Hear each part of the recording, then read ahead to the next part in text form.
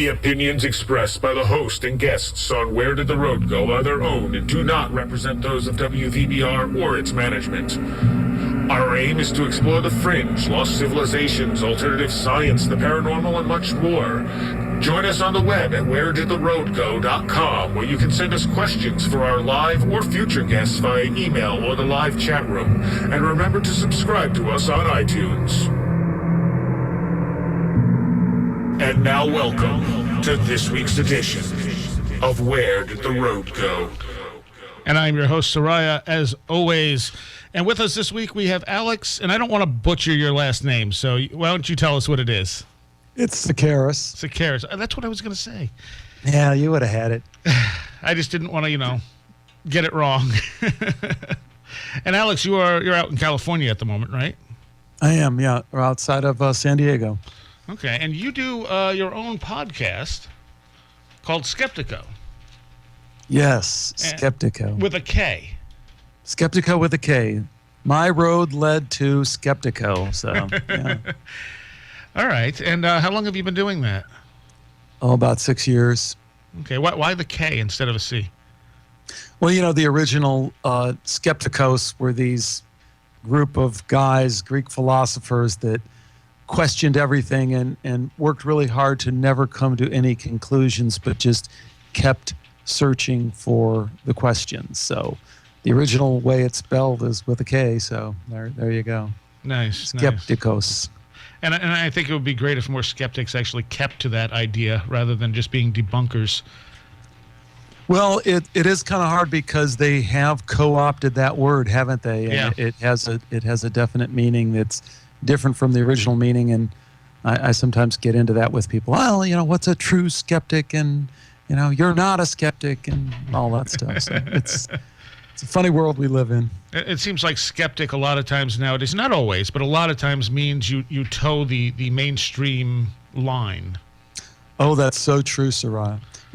And that's one of the things that really was a surprise for me as I got down this journey that I was on of exploring just controversial science, because that's how I started. I was just curious, I'm sure we would have a similar story in that regard. I don't know exactly how you started your investigation or your interest in this topic, but mine was just out of a curiosity, like, hey, you know what? This doesn't seem to all make sense to me. These people on this side seem to have some pretty important accounts that we should be looking into.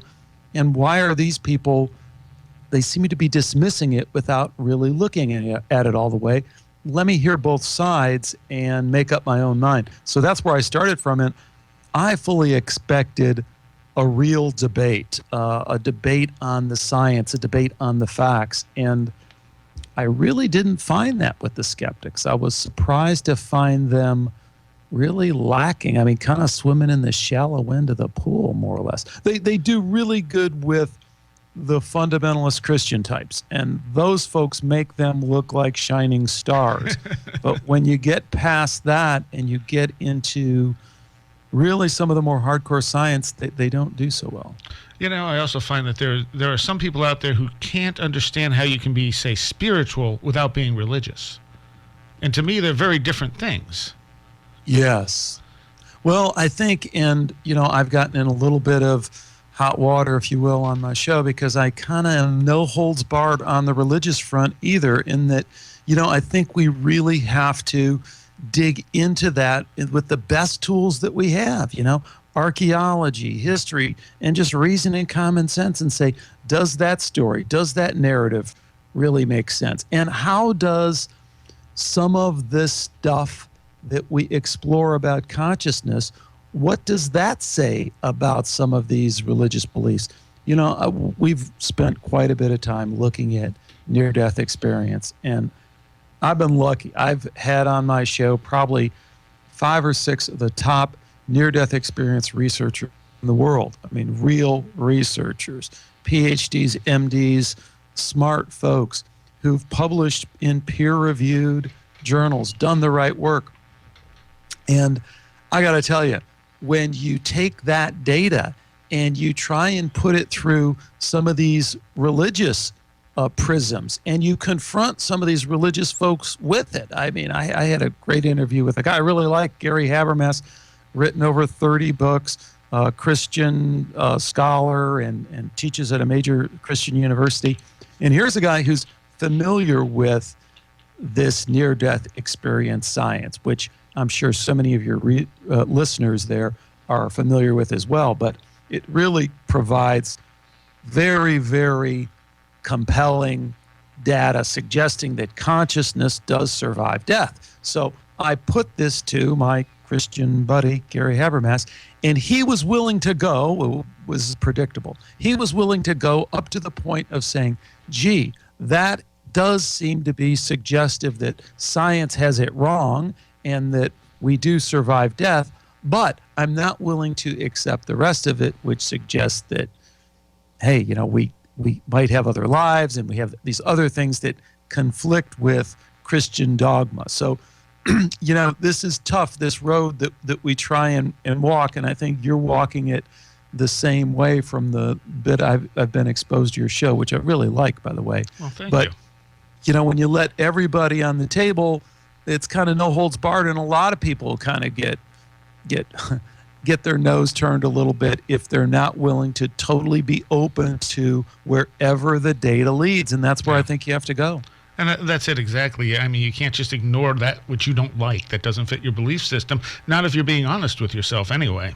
That's right. That's right. And, you know, if you want to get into, you want to talk about the occult, or you want to talk about UFOs, abduction, all that stuff, I've been amazed that as you get into some of those other areas, because they touch on consciousness as well, you see some of these same kind of debates where it seems kind of goofy to me. This is maybe way off subject. I don't know if you want to go there, but in the UFO field, I don't understand the nuts and bolts people. Yeah, me neither. I don't understand the idea that says, yes, I accept these accounts that seem to be from very reliable witnesses, many times multi-sourced, many times we have, you know, we all know the story, but we have the radar, we have the observation from the air, we have the observation from the ground. We go, okay, that happened. But I'm not willing to accept that anyone had contact with them. I mean, well, wait a minute. Now, in what kind of logical framework does that make sense, that I accept that the best evidence leads me to the idea that there is some kind of visitation from there, but no one's ever encountered them? I mean, I don't know how you really reconcile that kind of thing. I think it's just shutting down, and that's what I found happens with the scientism, materialism, atheism types, is they get to a point where it just so rocks their world that they just shut down. Now, when you say people haven't encountered them, but people have encountered UFO occupants. Exactly, and I guess I didn't make myself clear. I don't know how the nuts and bolts part of the UFO community closes themselves down sometimes to the possibility, not the possibility, the reality that people seem to be encountering these beings, and they seem to be having this extended consciousness connection with them. That gets into this, that really crosses over to a lot of these spiritual experiences that a lot of people are talking about. I don't have any conclusions on that. I'm not saying that I have any of the answers. I'm just saying, as we were both kind of relating about, you know, you start following the data and it starts leading you in a lot of places that if you're not willing to really be open to, you do start going, wow, you know, this is starting to get even too weird, even for me. You know? And I think the UFO field in particular is that way. I mean, I think most people, especially if you got into it years ago, initially looked at it as a nuts and bolts thing. But myself, when I started reading John Keel and Jacques Vallée, and they made such good points as to why the nuts and bolts theories didn't work. Right. And then I started seeing more and more and went, yeah, none of this makes sense if you look at it as a nuts and bolts thing, but I can't give you an answer as to what it is exactly not accepting the nuts and bolts idea. You know, but one thing I'd interject, and I don't want to get too far into inside baseball, so pull me back, because you and I could have like this probably in-depth conversation that may not be relatable to a lot of people. But, you know, Jacques Vallée, I was just watching the other day a presentation he gave just a couple of years ago in Dubai. You know, they must have paid him and and who else was there?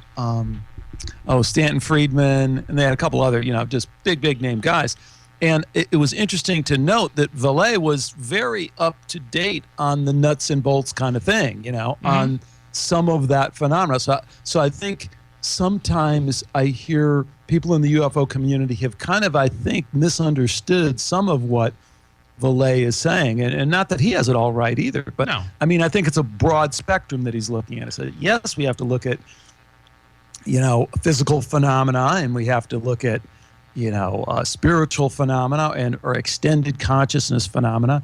And again, as you just alluded to, I think a minute ago, we can't pretend or expect to have it all fit together in a nice, neat box, because that's what I think the investigation of extended consciousness really takes us, is that the further we go, the further we have to give up our belief that it is all going to make sense to us, because it looks more and more like we're kind of down here, and there's this larger, more, in a hierarchical sense, larger, greater consciousness that can't maybe be jammed down into our itty-bitty little brain. I mean, that's the way it looks over and over again.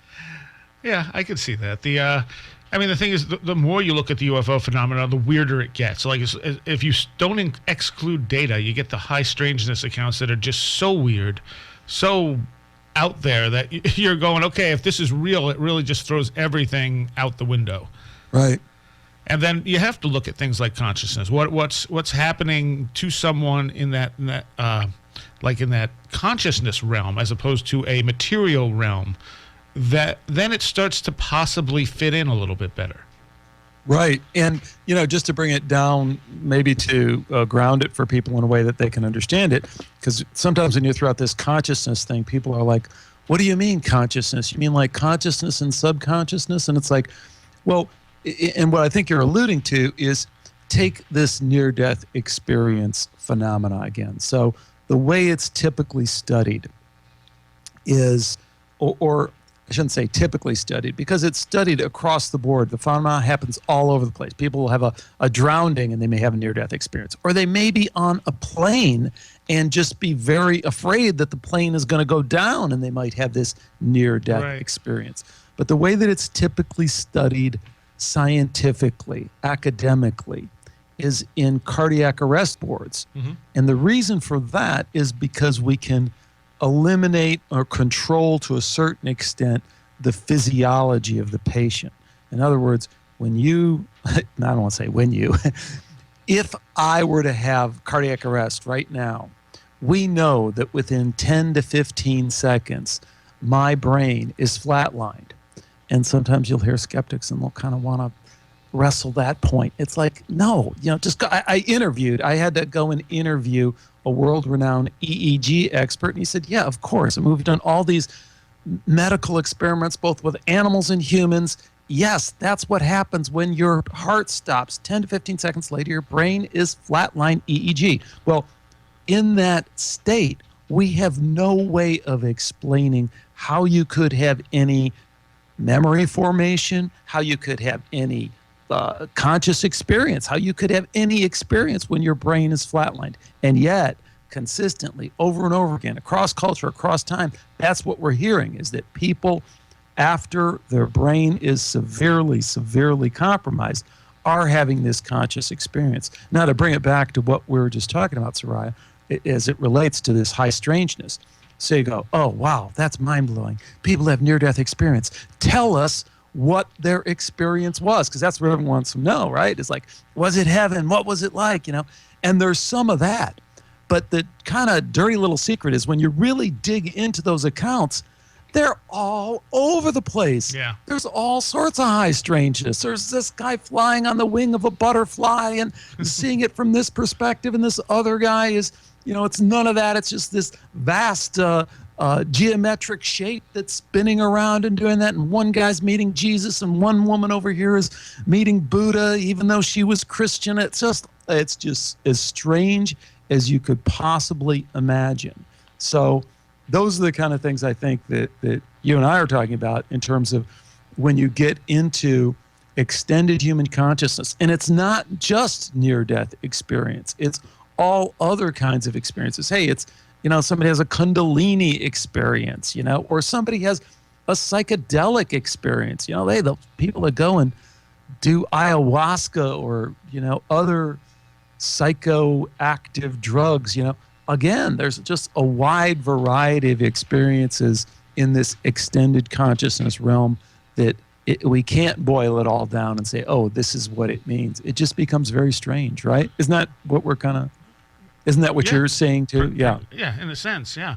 And what I find interesting about the near-death experiences too is not just what the person experiences, like, when they move toward the light, they have their life review and all that type of stuff. But what really is striking to me is when they can describe what's going on in the room or in the room next to them.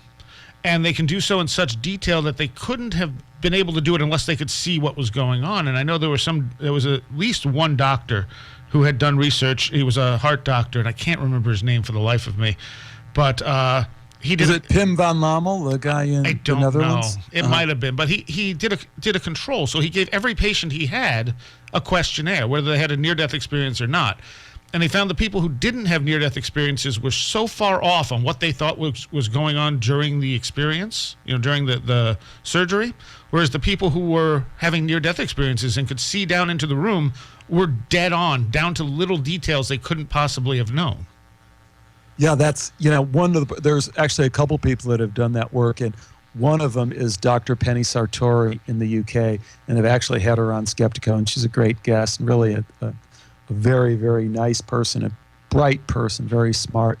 But you're exactly right. And just to clarify for people, typically when people have this near-death experience in hospital, in a cardiac arrest ward, and really in general you can say this, there's almost two phases of it. And the first phase is, as you just alluded to, this out-of-body experience, this feeling and sensation, and as far as we can tell from the evidence, like you're alluding to, a real experience of being outside of their body and observing the surroundings. And then they move to this other dimension, this other realm, if you will, where all this really crazy stuff happens.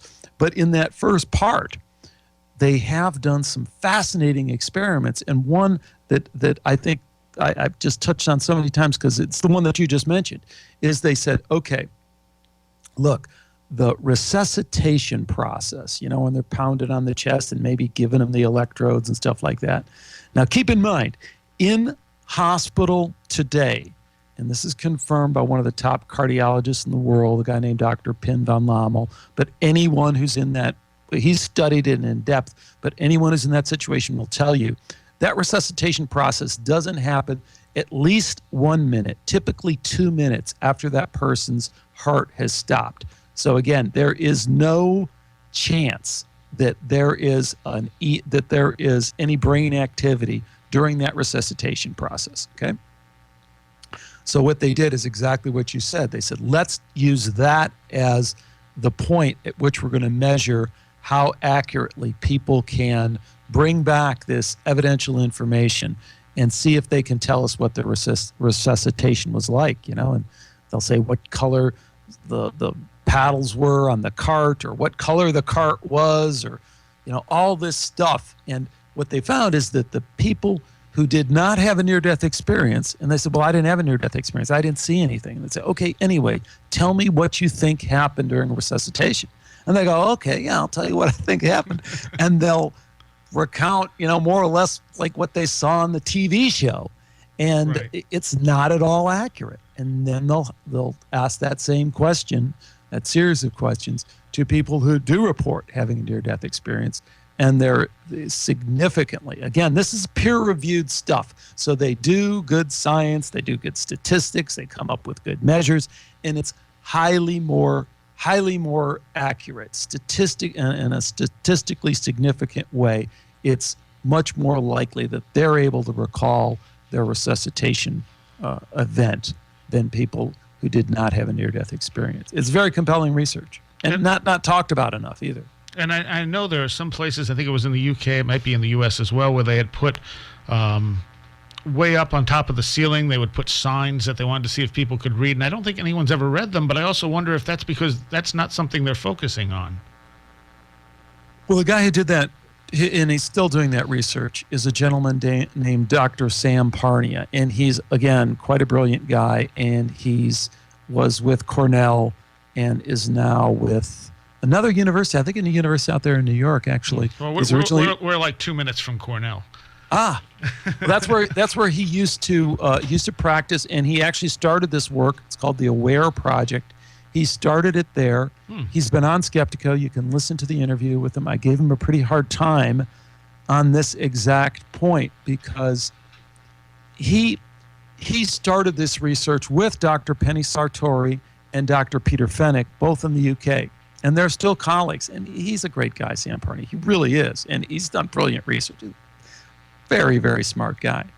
But the problem with that is, and you see this so many times with science that rubs people the wrong way, that is controversial science, and that is they try and appease this skeptical element. Because as we were chatting about a little bit before we went on the air, the real point with skeptics is not the skeptic, the people who make a lot of noise and go to these crazy conferences and are self-identified skeptics. What they really serve, they're the tip of the spear for a scientific community that really wants things to stay the way they are. And in particular, they have a strong vested interest in this mind equals brain. You are a biological robot. Your consciousness is an illusion.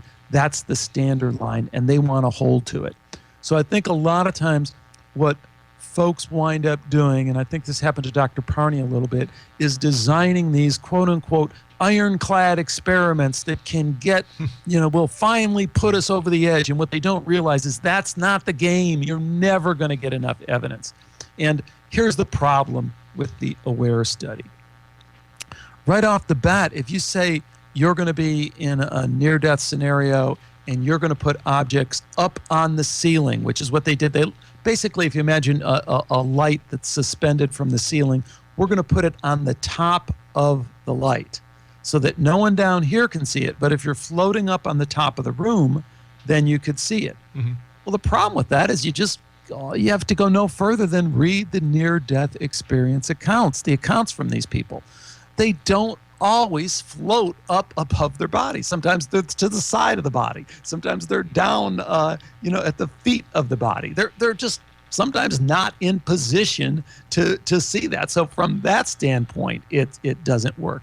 But then if you go further and you ask these people what their experience was like, what they observed, what they didn't observe, there's really no guarantee that they would observe these kind of things. It's more or less, as near as we can tell, it's more or less like our consciousness, As if you walked into my office or I walked into your studio and then I walked out, 5 seconds later, you don't know what I would pick up. I could be able to tell you some of the things about there, but you don't know where my attention would have been drawn. And it seems to be the same case for these people who've had these near-death experiences. So Dr. Parnia has done this research, and this has not been the sole focus of the research. He hasn't only limited himself to the objects on the ceiling. And I think as he's talked more about this research as he's developed, he's found a lot of very, very important discoveries in doing this research.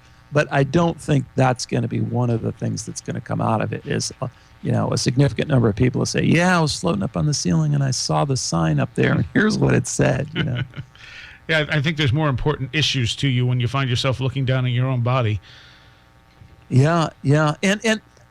But, even that, it's tricky because you would think that would be true, Sarai, but not necessarily. I mean, people seem to be picking up kind of mundane things in this mode, but it does seem more or less to parallel our own, consciousness. Again, if you walk through my office and you came out the other end and you go, I noticed that weird lamp you had over there of like a robot thing. That's the thing you picked up on. I mean, who knows why that's what drew your attention, but that's the way we are, right? I mean, sure. yeah.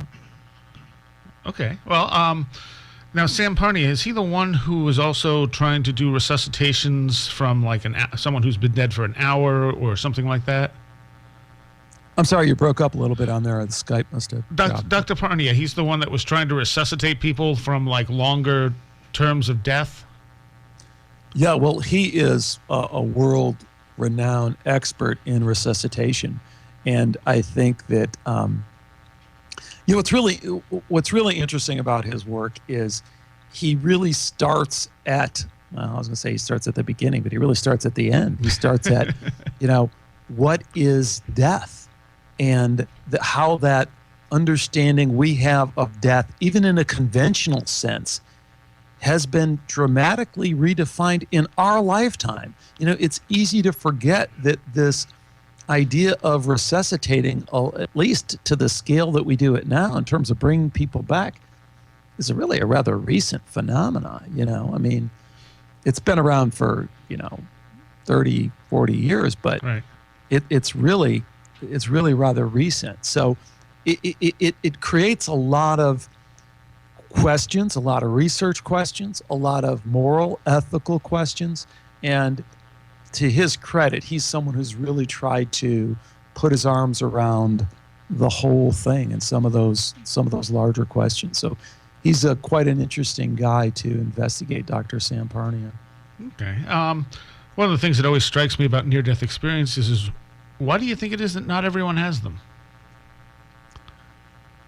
Again, I'd point to Parnia because he's done some really interesting work on that. And one of the conclusions, I shouldn't say conclusions, his evidence seems to point towards it's more a function of memory.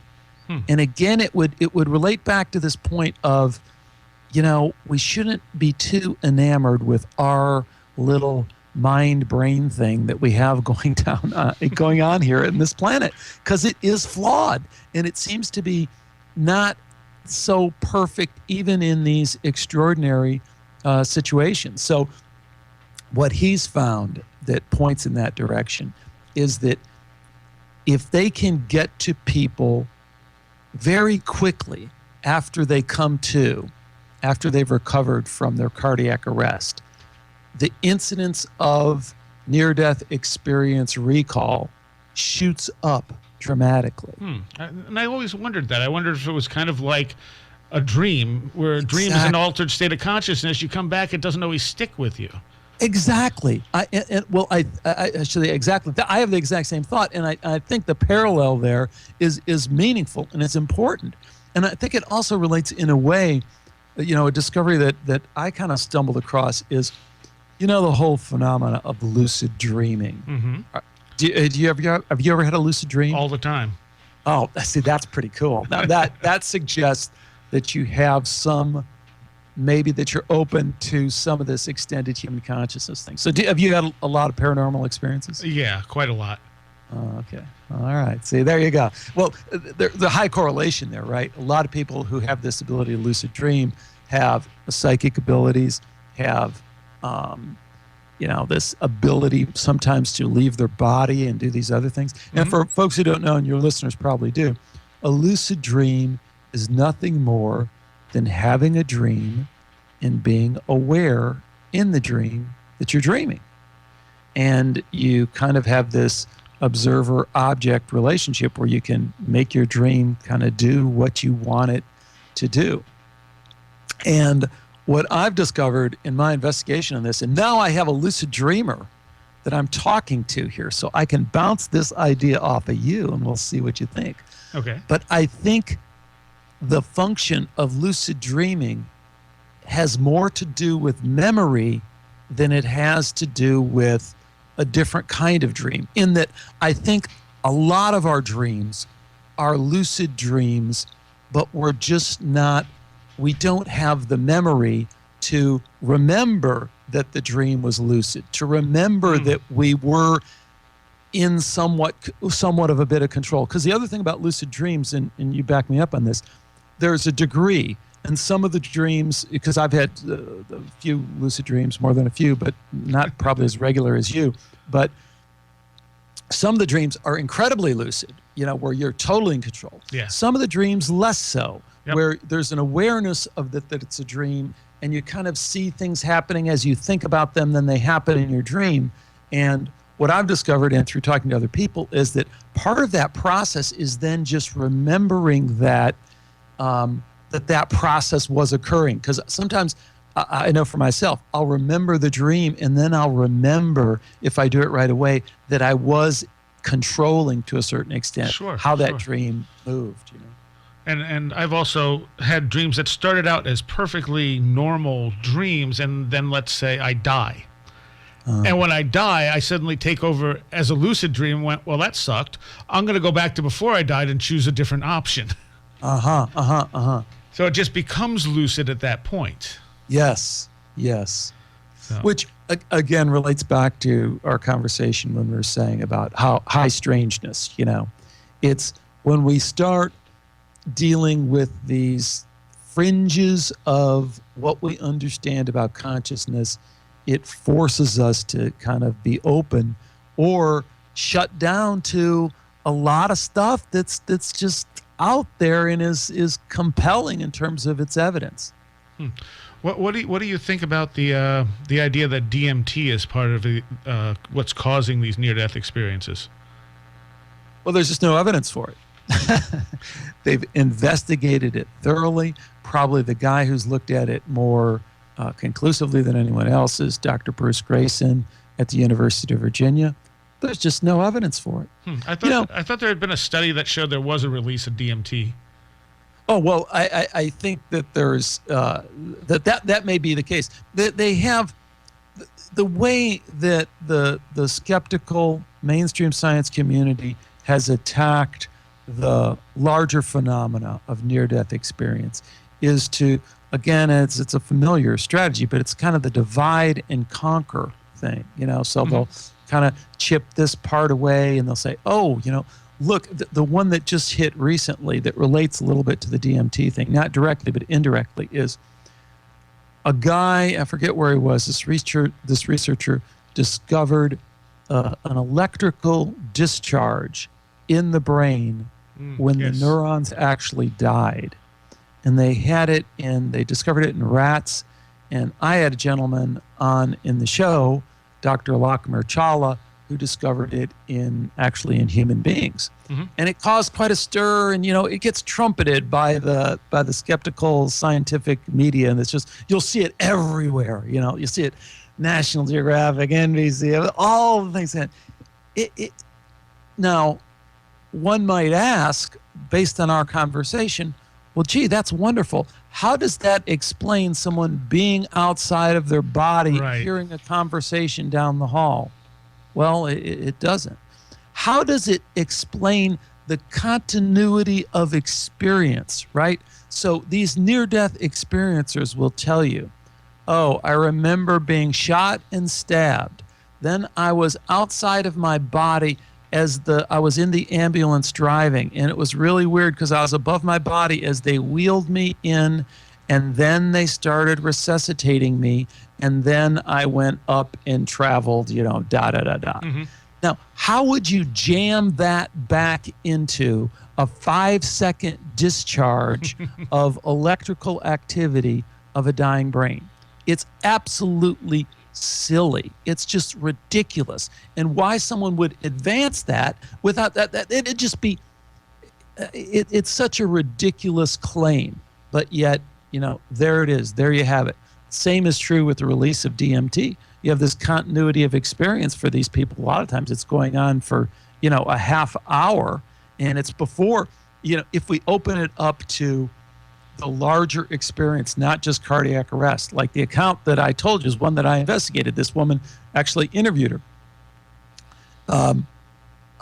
Stabbed, shot and stabbed. She's conscious and she's bleeding. She's not dead, but she's now outside of her body. Right.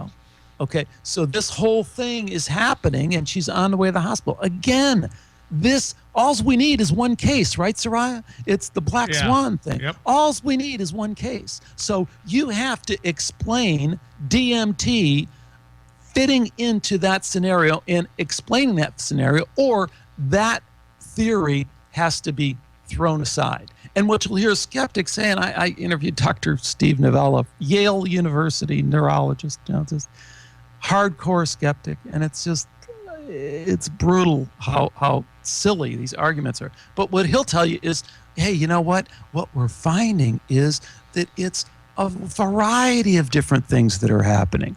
Well, that's craziness. No. I mean, you can't say in this case it was DMT, in this case it was deprivation of the brain, in this case it was deep brain activity, when what really is amazing about the phenomena is how it seems to be uniform across all these different physiologically different conditions. So one person was just in a plane, nothing was wrong with them, they weren't stabbed, nothing happened to them. The other person was drowning, the other person was shot, and they all have the same experience. Now you can't start picking that apart and saying, yeah, but the way to explain it is with, this kaleidoscope of different possible explanations. Again, like I say, when you push the skeptics, it's unbelievably ridiculous. It's just intellectually bankrupt. It's so pathetic, their explanations. I also think that the out-of-body state is the hardest one to explain with those type of things. I mean, you can say a massive release of DMT might alter your sense of time. So you might think your experience was an hour long, but it's only 2 minutes long. But that out of body state can't be explained by a release of DMT unless the DMT is somehow assisting you in getting out of your body. In which case, that the rest of that experience is more likely to be a genuine experience. Yeah, and even that, I mean, if we're going to accept out of body experience, I don't care whether you want to attach DMT to it or hypoxia or whatever kind of. We've already blown away everything we know about neuroscience. We don't have a way of explaining how you can be, quote unquote, out of your body. Yeah. We don't have a way of explaining how you can hear without your ears, how you can see without your eyes. We have people whose ears are taped up, closed, as part of their medical condition. Mm-hmm. We have people that are blind from birth, who've never seen, who have a near-death experience and are able to see for the first time. Now, forget about everything else. Forget about going to heaven or any of these other terms, ideas that might throw you off. Just explain that. Yeah. And if you can't explain that, then you have to confront the biggest step. Because, when we talk about extended human consciousness like we were, and when we talk about how that, gets a little bit fuzzy and there's all these different accounts, hey, that to me is the other side of the chasm. The side of the chasm we're on right now is we're stuck in scientific materialism. We're stuck in a world where kids who go to school learn the idea that they are a biological robot, that they have no real conscious experience. That's an illusion. That there is no meaning to their life because there's no meaning in the universe. That is status quo science. Mm-hmm. So the big step is just jumping on the other side and saying, okay, well, that we know is wrong. Because we know that's wrong. Scientific materialism has been falsified, right? So when we jump over on the other side, now, where does the road go? I don't know, because there's a lot of different places it can take us. But we have a much better chance of getting there on that other side of the chasm. Because over here, scientific materialism, consciousness is an illusion of a biological robot. We have no chance. Yeah. The road is dead-ended. It's at the end. All right, we got to take a quick 45-second break. We'll be right back with Alex Tsakiris. Perfect. All right.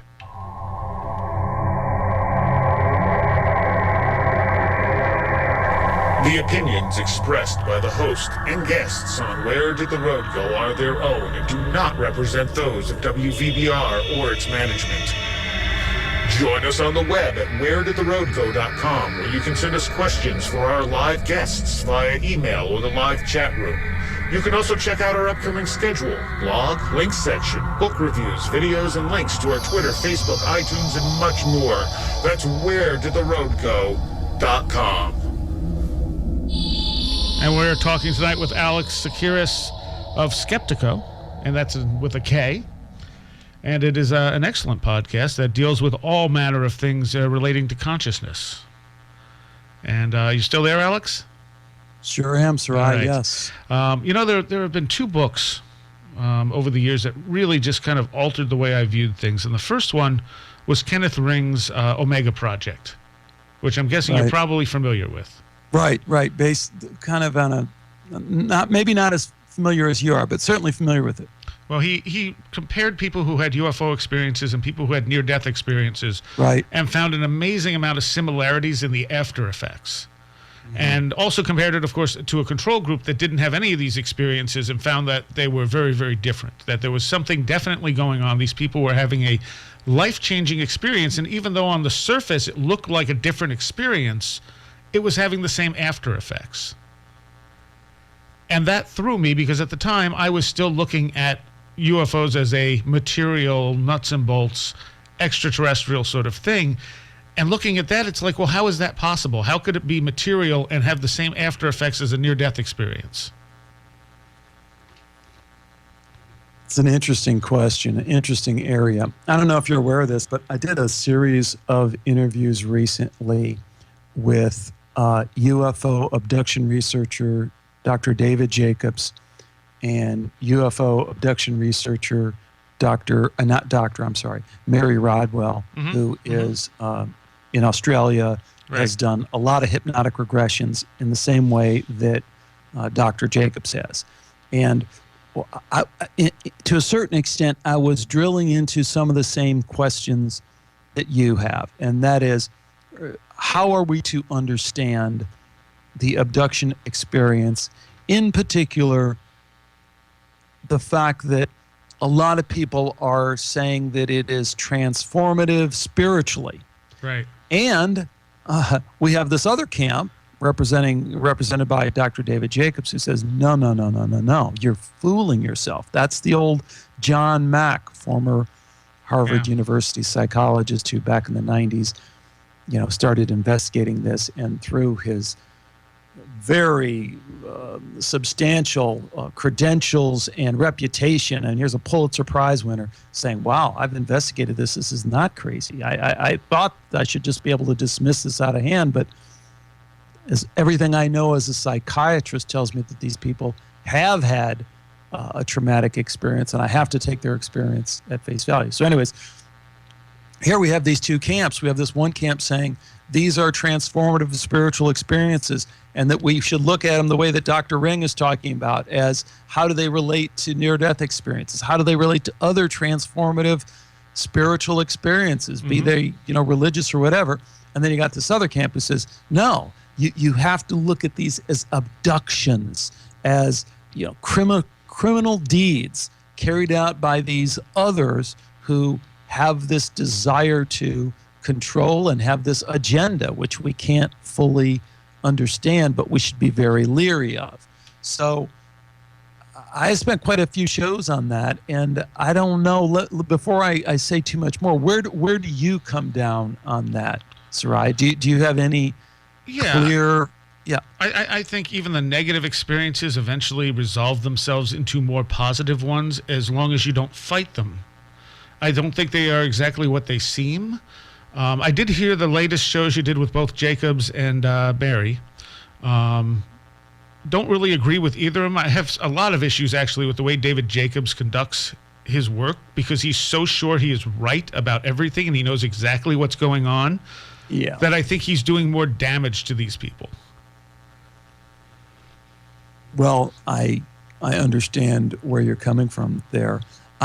Here's the razor's edge that I walk on, because it's tough, or maybe that's a bad analogy, because I can get pulled either way. I look at Mary Rodwell and the spiritually transformative experience, and kind of what you alluded to. It's all good, it just depends on what you need, and it gives you that. It's like, maybe. But if I look at the near-death experience as a model of this extended human consciousness, and in some ways it's a good model, because we have taken the brain out of the equation, In these other models, like a Kundalini model, or you have some other kind of, or a psychedelic experience, ayahuasca experience, your brain is still in there, co-pilot on this thing. Mm-hmm. Near-death experience, not so much. We can't really go there. And my point is that the near-death experience, you don't see the coercion like you clearly do in some of the abduction accounts. Yeah.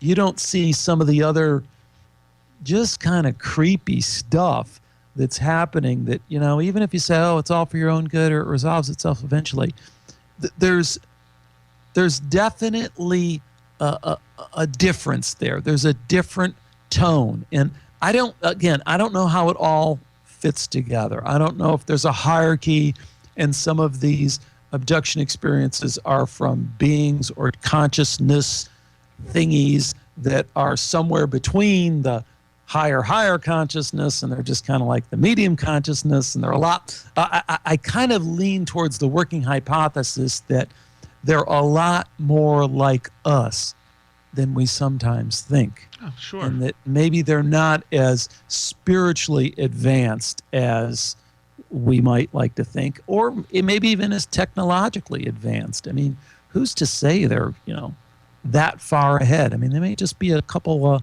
hop, skips, and jumps along the road. Well, the thing is, in my experiences, I had a lot of paranormal type experiences, and some of them initially were very negative experiences. But I learned an enormous amount, and they changed me in a very positive way afterwards. So when I look back now, I say, yeah, that was a horrible experience to go through, but I grew such an enormous amount from it. The other thing I realized at some point was that they mimicked UFO abduction accounts, even though UFOs weren't involved, even though there were no grays, it was a different type of experience, but the archetype was the same, if that makes sense. Yeah, no, it's very interesting. And so that, that changed my view of the whole thing. And that was also why I started pushing so far away from the nuts and bolts idea of UFOs, that these aren't aliens, they're not physical, they're something else. And I can't say what they are.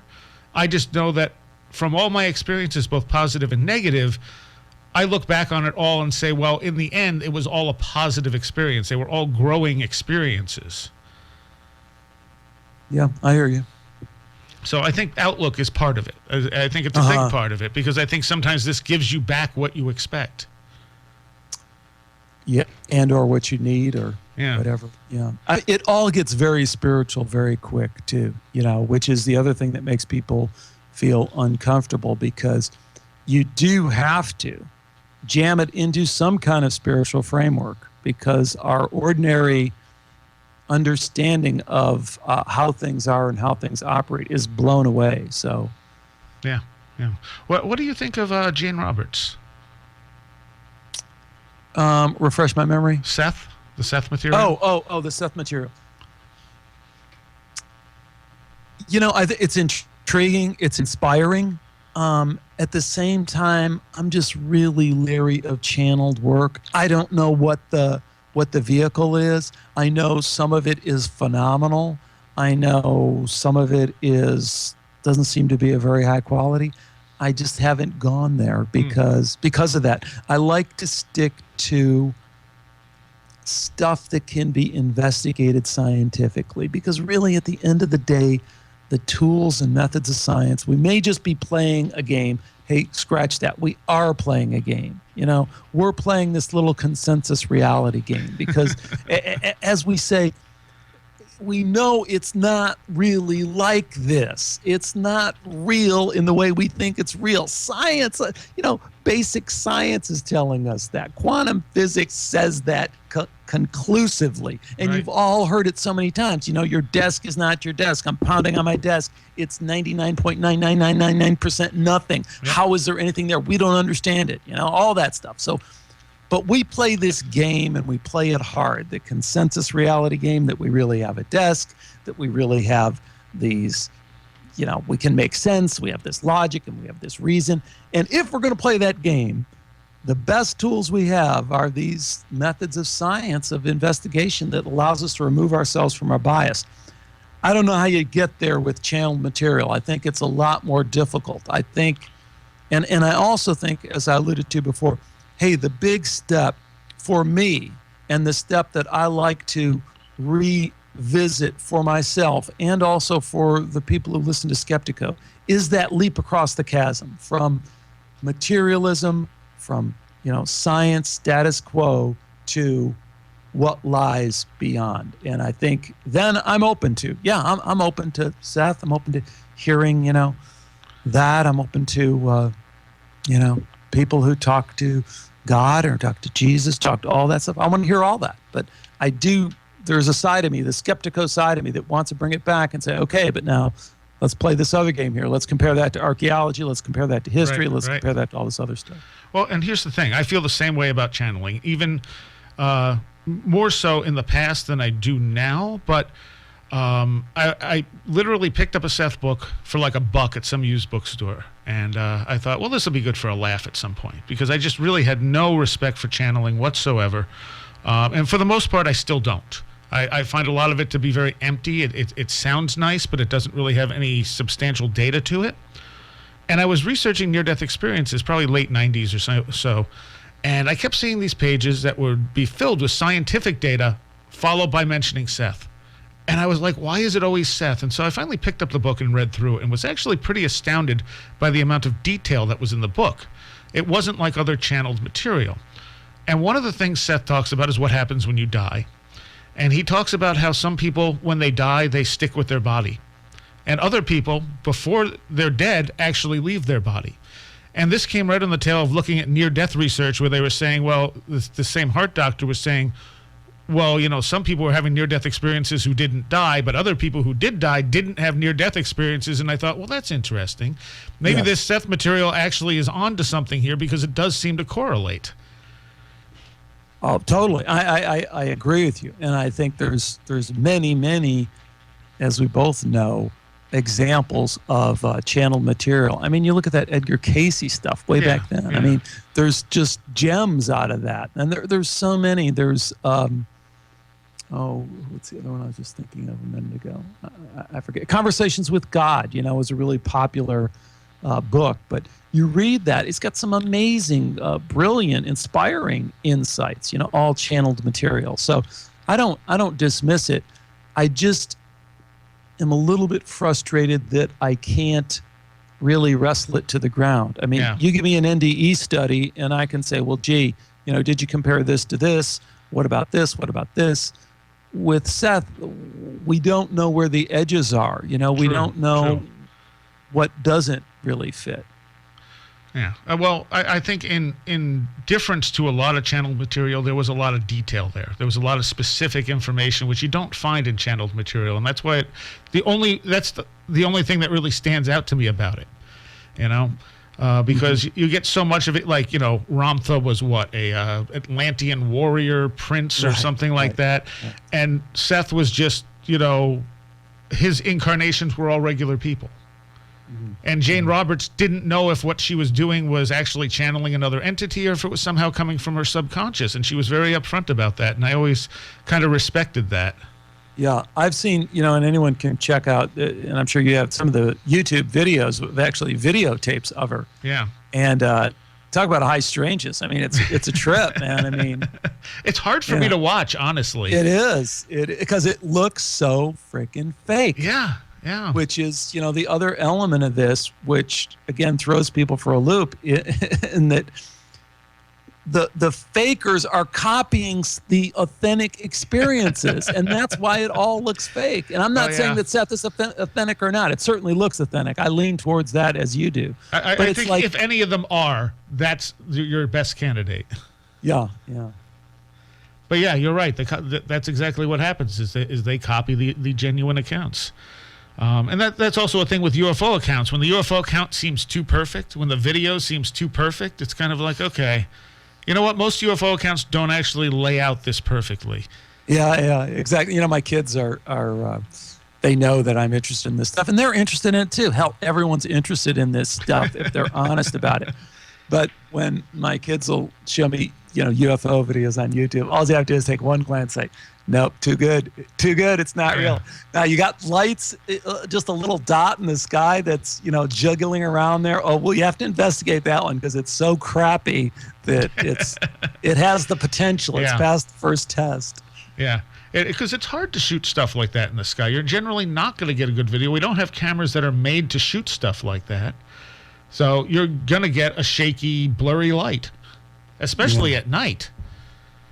You know, you take a picture of the moon with a normal camera and you don't see the moon, you see a blurry white light. Right. And you get the same thing if you see a UFO.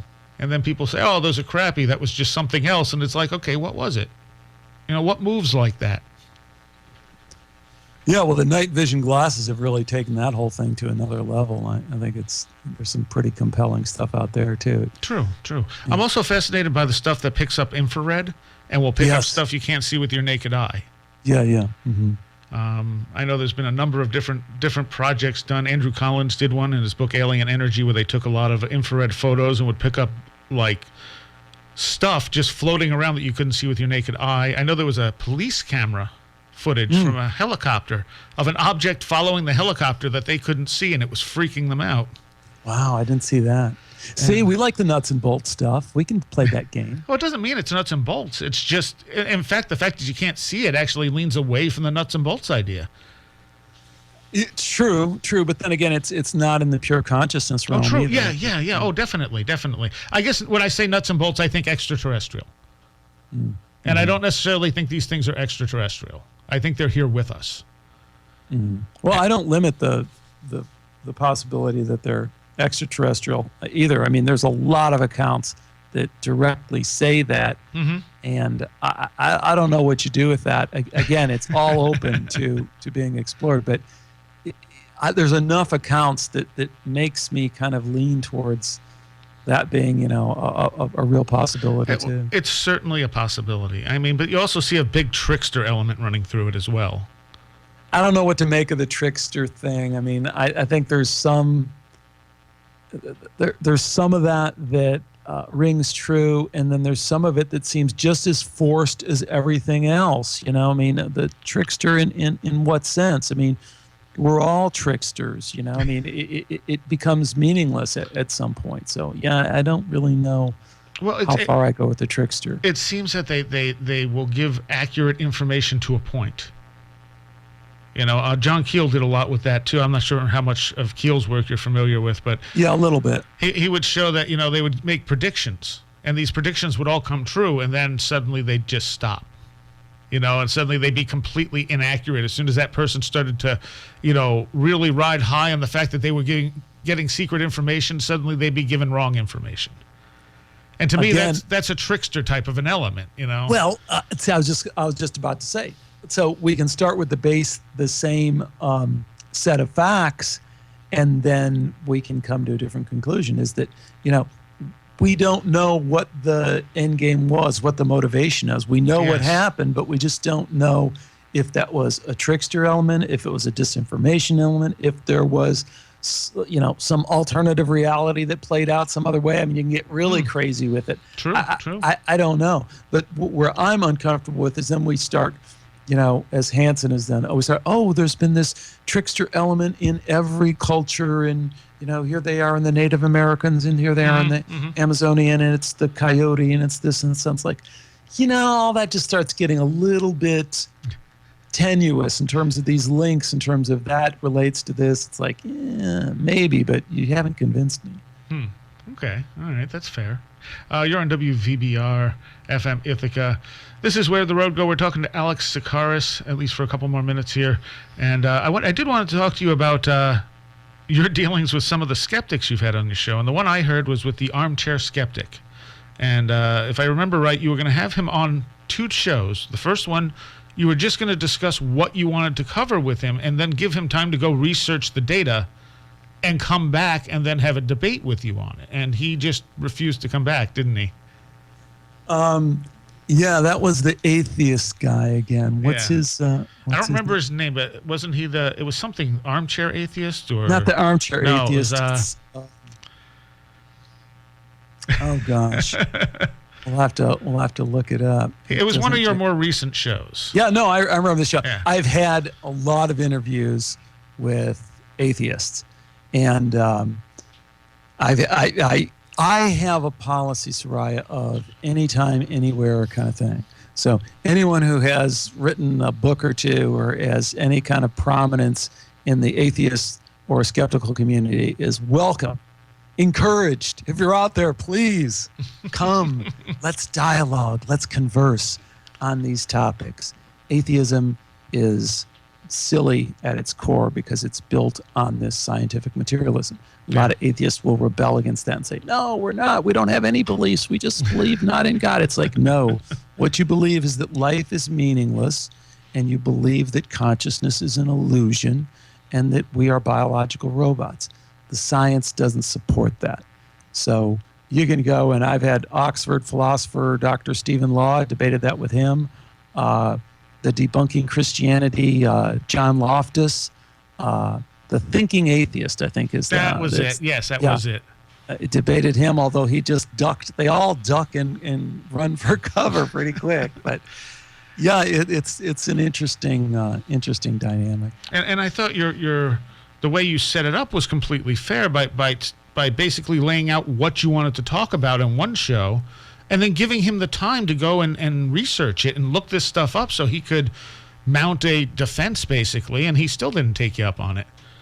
Well, you know, it's become a running joke on my show, this idea of sandbagging my guests. I don't sandbag my guests. I always give them just a ton of material beforehand about my shows. I say, here, check out this show, check out this show. Here are some of the questions I'm going to ask. But the claim always is that, if I had a little bit of time to prepare. So I got tired of hearing this from the atheists and the skeptics. And that's when I did this with the Thinking Atheist guy. I said, great, please go prepare. Let's do this. I'm not even going to hit you with any of the tough stuff the first time. I'll just spec out the turf that we're going to cover next time, you know? That was my idea, to kind of overcome this idea that I didn't give people a chance to prepare. Well, as soon as I do that, people see what happens, then they know they never come back, and they're gone, and they never come back. And then he tried to say it was a different show he thought he was going on or something. He was sandbagged. That's what's going to get. Well, we didn't even have the real interview. I mean, if you think you were sandbagged by just asking the prep questions, you should have come back for this round two. But had a real good time. The something I found interesting. What's his name? Dawkins was speaking somewhere, and Graham Hancock went, and Graham asked him if he would ever try DMT, and he said something like, if he knew it could be safe, he would be interested in trying it, but no matter what happened, he would just accept it as a side effect of the brain. Yes. And it's like, so you've already made up your mind. You're not open-minded about this. You're not saying, a new experience, let me see what I derive from this. I've already decided what it is, but sure, I'll try it. Right. But I also noticed he said he had taken place in an experiment where they used one of the helmets that generates electromagnetic waves, and he said he really hoped to experience something, and he didn't. And I wonder if some of these people just are so closed off, maybe even from a biological level, to some of these experiences, that when you just don't have them, you start not believing they exist. Well, you know, that's certainly a possibility, and some people have speculated along the kind of biological kind of path. To me, that takes us down the wrong road, and we're again now falling into the biological robot, and that our biology explains who we are, and clearly it doesn't. But it clearly has an influence too. Yes, I mean, we can't deny that this brain, this pile of meat that we have up there, is highly impressive, influencing our conscious experience. There's just no two ways about that. But I think the other evidence that kind of suggests that maybe that isn't the happen is look at religious people. We know, look at the worst, the cults, the things that we fully understand and appreciate are cultish behaviors. And I've had an interview with a couple of people that are seriously investigating and helping people in cults. And you see that the brain, the mind, the worldview can really be shut down or focused in a way that is not healthy and closes you down to all logic and reason. So I don't think Dawkins is exempt from that, and I don't think a lot of people who have a strong invested ego in a particular worldview are escape that either.